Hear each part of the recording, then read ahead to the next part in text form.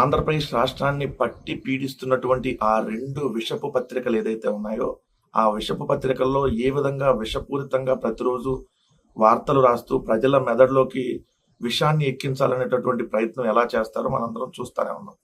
అవేమన్నా తగ్గుతాయా ఆ వార్తలంటే రోజు రోజుకి ఇంకా విషం చిమ్మటం అనేది ఇంకా ఎక్కువ అవుతూ ఈ రోజు కూడా అలానే విషం చిమ్ముతూ దారుణంగా రాసినటువంటి వార్తల్లో ఎలా ఉన్నాయనేది ఒకసారి మనం చూద్దాం. పెద్దిరెడ్డి గారి కుటుంబ సభ్యుల మీద 2 రకాల కేసులు లేవు, అన్ని రకాల కేసులు పెట్టారు. ఒకటి ఏంటంటే గంజాయి కేసు పెట్టలా, 2 రేప్ కేసు పెట్టలా. లేదంటే ఆ 2 కేసులు కూడా పెడితే మొత్తం పూర్తిగా అన్ని కేసులు పెట్టేసినట్టు ఇంకేం కేసులు పెట్టడానికి లేకుండా అయిపోయింది.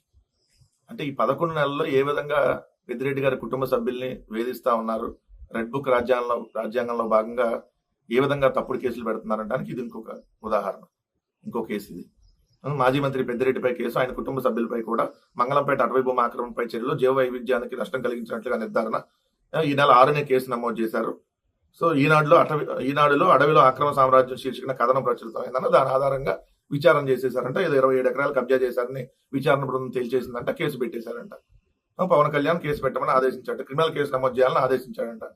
ఇప్పుడేం కేసు పెట్టారంట. సో ఎంత దారుణం.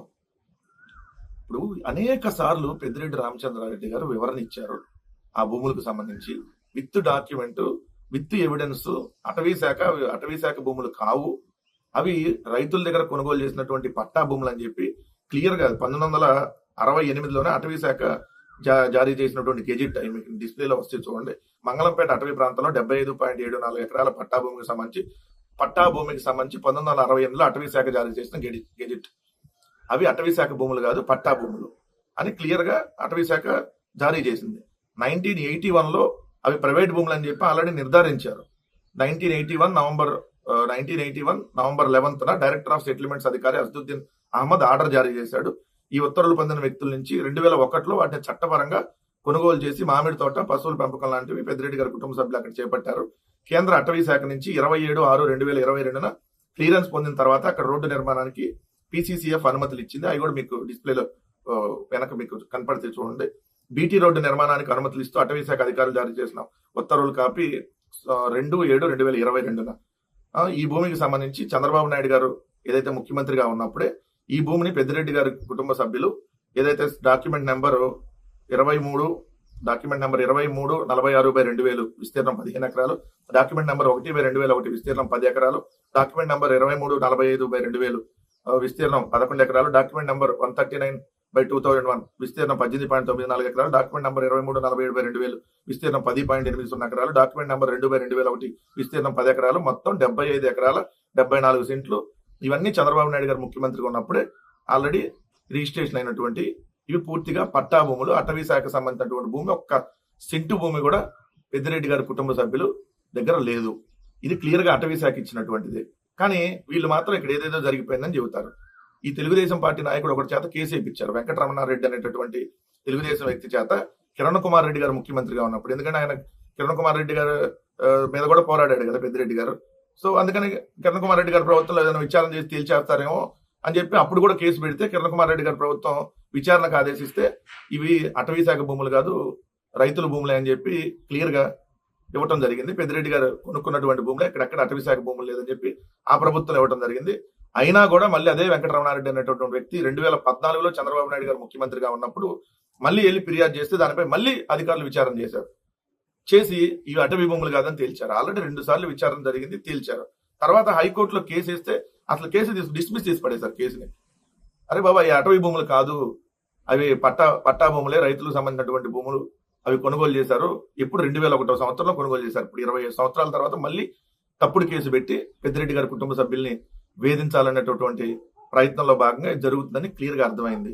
అంతకుముందు కూడా మదనపల్లి సంబంధించి అక్కడ ఫైల్స్ తగలబడితే పెద్దిరెడ్డి గారి మీద ఆరోపణలు చేస్తే ఆయన ఆల్రెడీ పరువు నష్టం దావా చేశాడు 50 కోట్ల రూపాయలకు సంబంధించి. మళ్ళీ దీని మీద కూడా అదనంగా పరువు నష్టం దావాకి పెట్టారు. అయినా కూడా సిగ్గు రాకుండా మళ్ళీ ఇప్పుడు కేసులు పెట్టి వేధించేటటువంటి ప్రయత్నం. నిజంగా చెప్పాలంటే కడుపుకు అన్నం తినేవాడు ఎవ్వడో కూడా ఇలాంటి తప్పుడు వార్తలు రాయడం.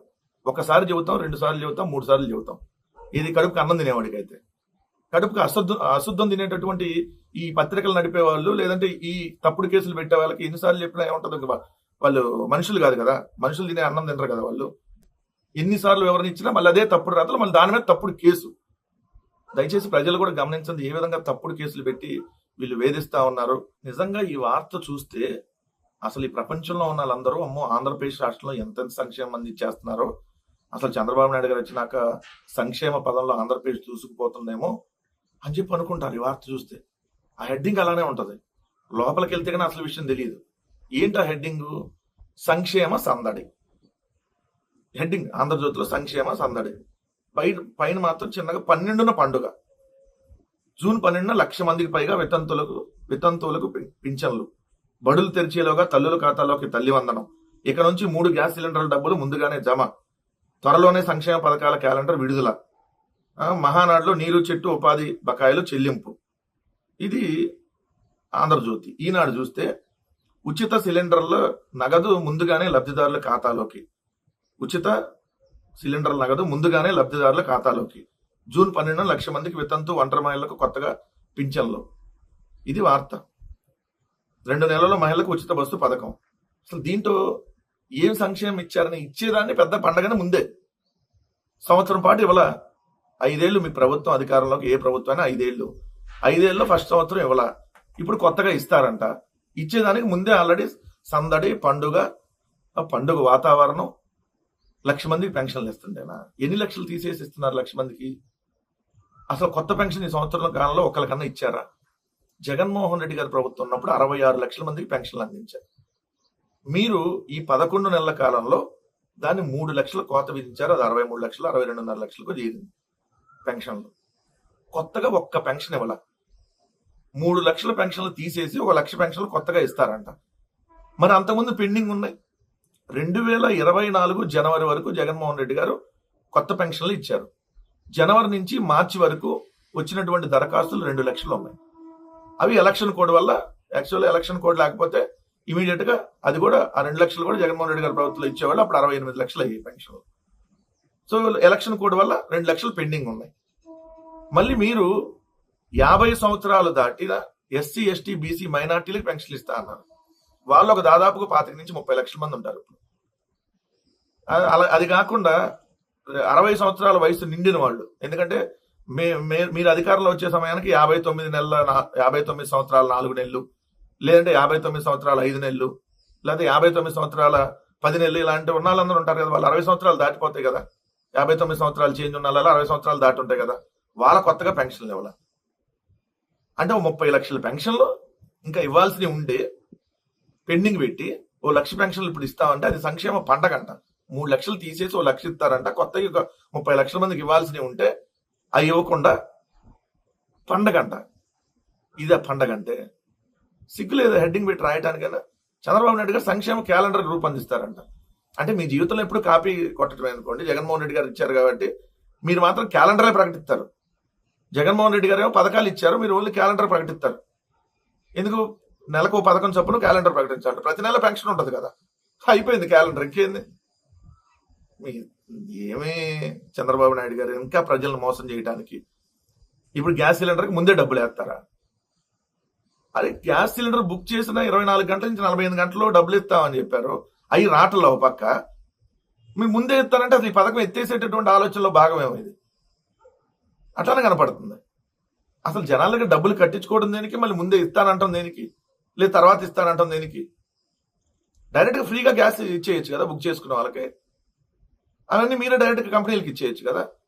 ఇది చక్కగా ఇచ్చేటటువంటి ఆలోచన ఉంటాయి. ఇప్పటికి ఒకటే సిలిండర్ ఇచ్చారు, ఏక నిరంజన్ లాగా.